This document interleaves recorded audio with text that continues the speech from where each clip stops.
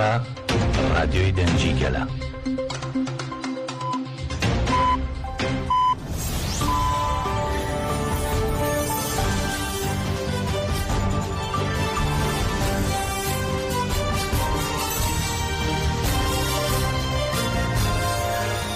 کاتتان باش بیسەرانی هێژان لا ناوەندی هەواڵەکانی رادیۆ دەنگیگەل بە یارمەتی هەڵکارانم گەشتی هەواڵەکانی ئەم کاتژمێرەتان پێشکەش دەکەین. خانەوادەی ڕێبەری گەلی کورد عەبدوڵڵا جەلان و زیندانیانی دیکەی ئیمراڵی بە مەبەستی ئەنجامدانی دیدار لە ئیمراڵی داواکاریان پێشکەشی بەرپرسانی بۆرسا کرد. ئەمڕۆ محەممەد و جەلان برای ڕێبەری گەلی کورد و مەزلوم دینچی پارێزەری عەلی کونار برای عومەر خێری کۆنار پڵاتی یەڵدرم برای حەمڵی یەڵدرم و مەلی حەچەتین خوشکی وەیسیاکتاش بۆ چاوپێکەوتن داواکاریان پێشکەش کرد. خانوادەکان لا ڕێگای داواکاری کۆماری بورسا داواکاریان پێشکەش کرد تا سەردانی بەڕێوەبەرایەتی زیندانی ئیمراڵی بکەن.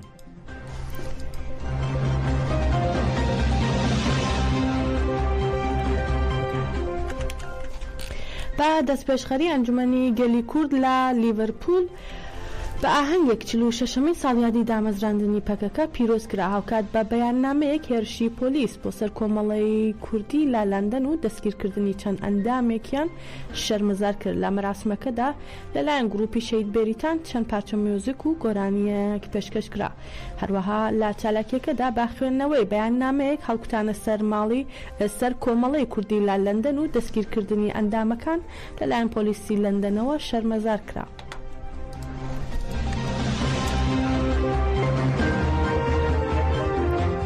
لە شاری هێلسینکی پایتەختی فەنلەندا بە ئاهەنگێک ساڵوەگەری دامەزراندنی پەکەکە لە ناوەندی کۆمەڵگەی دیموکراتیکی کورد پیرۆز کرا و هاوکات پارت و ڕێکخراوە کوردستانی و فەنلەندیەکان پەیامی پیرۆزبایی دامەزراندنی پەکەکەیان خوێندەوە. لە ئاهەنگەکەدا دەربارەی گرنگی و کاریگەری ڕۆژی دامەزراندنی پەکەکە قسەکرا و ئاماژە بەوە کرا کە بە دامەزراندنی پەکەکە گەلی کورد سەر لە نوێ ژیایەوە. لە چالاکیەکەدا دواتر چەند هەڵبەستێکی شۆڕشگێڕانە لە سەر تێکۆشانەی پەکەکە بۆ ئامادەبووان خوێندرایەوە.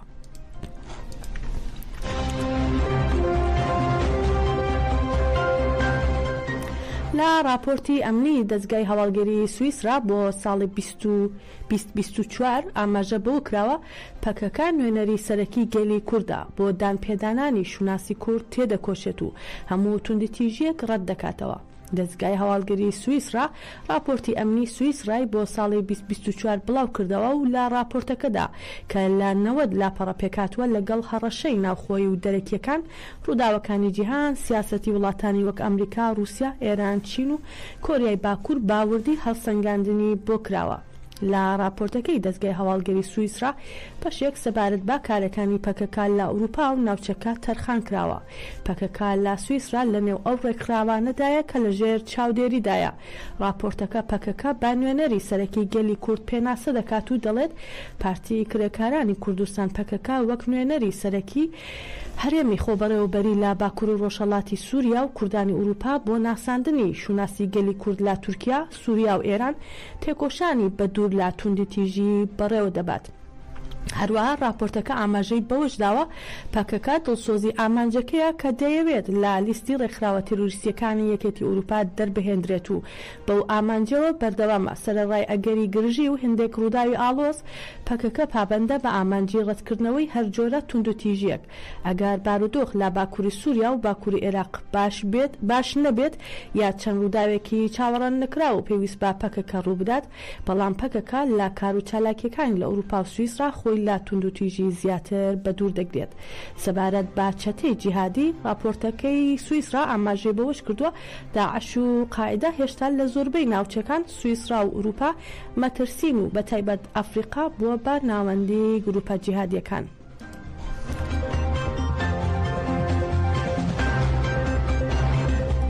دادگای دەوڵەتی تورک سزای 3 ساڵ و 11 مانگ زیندانیکردنی بۆ ئایواز حازر هاوسەرۆکی شارەوانی مەکسەی سنووریوان بڕیەوە.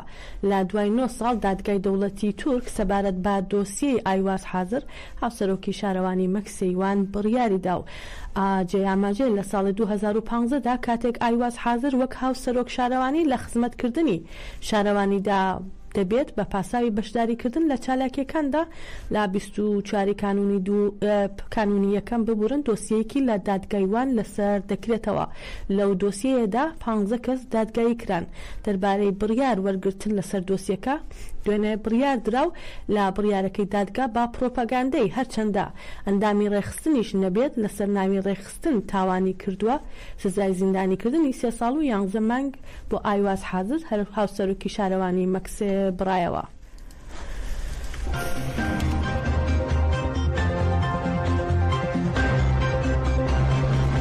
بۆ سێهەمین ڕۆژی لەسەر یەک پێکدادانی توندی تەحریرە شام هاوشانی چەتەکانی دەوڵەتی داگیرکەری تورک لە دژی هێزەکانی ڕژیمی سووریا لە حەڵەب بەردەوامە بە پێی ئامارەکان تا ئێستا بەهۆی ئەو شەڕانەوە 211 کەس لە هەردوولا کوژراون و هەروەها 20 هاوڵاتی مەدەنیش گیانی خۆیان لەدەستداوە و پێی زانیاریەکان ڕووبەڕووبوونەوەکان لە چەند بەرەیەک لە گوندەکانی ئیدلیب و حەلەب ڕوودەدەن و کە بەردەوام لەژێر تۆپباران و بردومانی ئاسمانی توندایە. چەتەکانی دەوڵەتی تورک چەند ناوچەیەک لە گوندەکانی ڕۆژهەڵاتی ئیدلیب و سنووری باشوور و ڕۆژاوای حەلەبیان داگیر کردووە و بەپێی ئامارەکانی ڕوانگەی سووری بۆ مافەکانی مرۆڤ ژمارەکانی کوژراوان لە سەرەتای دەستپێکردنی شەڕەکەوە گەیشتوتە 211 کەس کە لە نێویاندا 109 کەس لەلایەن چەتەکانی تەحریرە شام، 20 چەتە لا سوپای نیشتمانی لایەنگرانی دەوڵەتی تورک و 82 کەس لا هێزەکانی ڕژیمی سووریان تێدایە.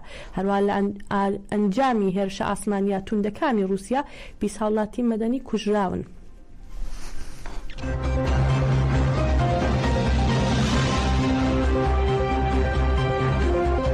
سەرۆکوەزیرانی ئیسرائیل ڕایگەیان ئەگەر ئاگربەست پێشل بکرێت جەنگێکی قورس لە لوبنان دەست پێ دەکات. دەشڵێت هەموو هەوڵێک دەدەین بۆ ئەوەی ڕێگری لە بەدەستهێنانی چەکی ئەتۆمی لەلایەن ئێرانەوە بکەین. بەنیامین نەتەنیاهوو سەرۆکوەزیرانی ئیسرائیل لە چاوپێکەوتنێکدا لەگەڵ کەناڵی چواردەی وڵاتەکەی سەبارەت بە چەندین پرسی تایبەت بە ڕۆژهەڵاتی ناوەڕاست ڕایگەیان ڕێنمایی سوپامان کردووە بۆ دەستپێکردنی شەڕێکی قورس هەر کاتێک پێویست بێ یاخود هێڵا فراوانەکانی ئاگربەست پێشل بکرێت.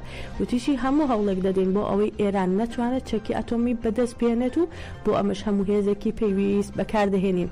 ئەمە لە کاتێکدا سوپای لوبنانی ئیسرائیلی سوپای لوبنان ئیسرائیلی با پێشلکردنی ڕێککەوتنی ئاگربەست تۆمەتبار کرد بەهۆی بە ئامانجگرتنی چەند پێگەیەکەوە لە لوبنان.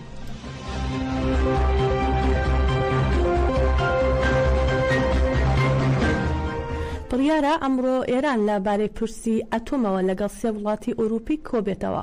وەزیری دەرەوەی ئێران هەڕەشەی ئەوە دەکات کە ئەگەر فشارەکانی ڕۆژاوە بەردەوام بێت بەرەو هەڵگرتنی چەکی ئەتۆمی هەنگاو دەنێن.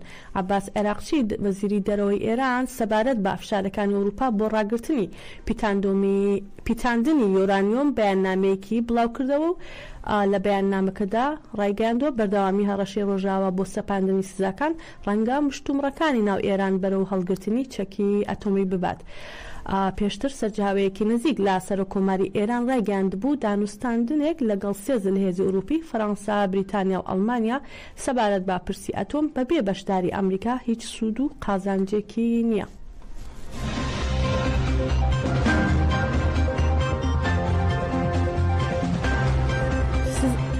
سزای لە سێدارەدانی شێر عەلی تەرکەشبەند بەندکراوی خەڵکی سەحنەی کرماشان کە پێشتر بە تۆمەتی پەیوەندیدار بە مادە هۆشبەرەکانەوە سزای لە سێدارەدانی بۆ دەرچووبوو لە زیندانی لاکانی ڕاشت جێبەجێکرا. بە پێی زانیاریەکان شێر عەلی تەرکەشبەند نزیکەی 4 ساڵ لەمەوە پێش بە تۆمەتی پەیوەندیدار بە مادە هۆشبەرەکانەوە دەست بەسەر کرابوو. ئەم بەندکراوە بەرەبەیانی ڕۆژی چوارشەممە 20 نۆڤەمبەر لە زیندانی لاکانی ڕەش لە سێدارەدرا.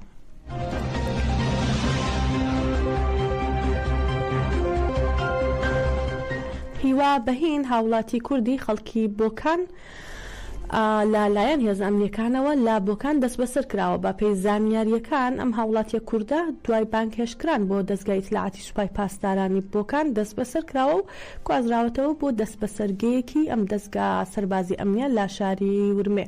سەرەڕای بە دوواداچوونی بنە ماڵەکەی تا ئێستا دام و دەستگا ئەمنی و دادوەریەکان هیچ ڕوونکردنەوەیەکیان لەسەر هۆکاری دەست بەسەرکردنی ئەم هاوڵاتیە نەداوە.